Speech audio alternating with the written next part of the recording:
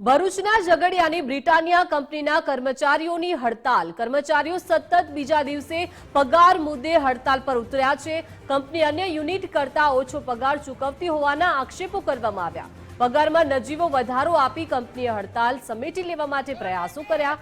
કર્મચારીઓએ નજીવા પગારનો વધારો ન સ્વીકારી હડતાલ યથાવત રાખી છે. માંગ નહીં સ્વીકારાય તો ભૂખ હડતાલ પર ઉતરવાની પણ કર્મચારીઓએ ચીમકી ઉચ્ચારી છે. મેનેજમેન્ટ ગેટ બહાર ગેરકાયદે ધરણા પ્રદર્શન નોટિસ ચોંટાડી દર્શાવી છે અને વિરોધ પ્રદર્શન કરવામાં આવી રહ્યો છે.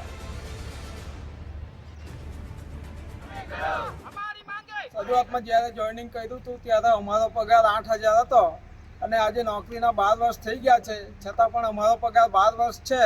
તો અમારા બધા કામદારોની માંગ છે કે અમારો પગાર અમારા બ્રિટાનિયાના જે કોઈ બીજા યુનિટો છે એ યુનિટોમાં હાલની તારીખોમાં 25 થી 30,000 સેલેરી છે, તો બીજી બ્રિટાનિયામાં જે સેલેરી છે એ સેલેરી અમને પણ મળવી જોઈએ.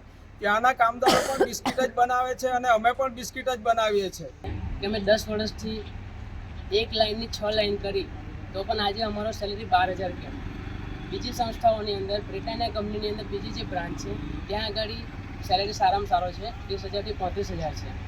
તો બ્રિટાનિયા એક ઝાડ છે અને અમે એની ડાળીઓ છે, તો આજે એક ડાળીમાં આટલો સેલેરી કેમ છે? તો બસ અમારી એ જ માંગ છે કે જલ્દીથી જલ્દી અમને અમારી માંગ પૂરી કરે અને અમને 17,000 સેલેરી વધારીને આપે. મેનેજમેન્ટ સાથે અમે વાત કરેલી છે પણ મેનેજમેન્ટ અત્યારે માનવા રાજી નહીં અને મેનેજમેન્ટ કહે છે અમે તમને 3,000 રૂપિયા જ આપીશું, એનાથી વધારે નહીં આપીશું.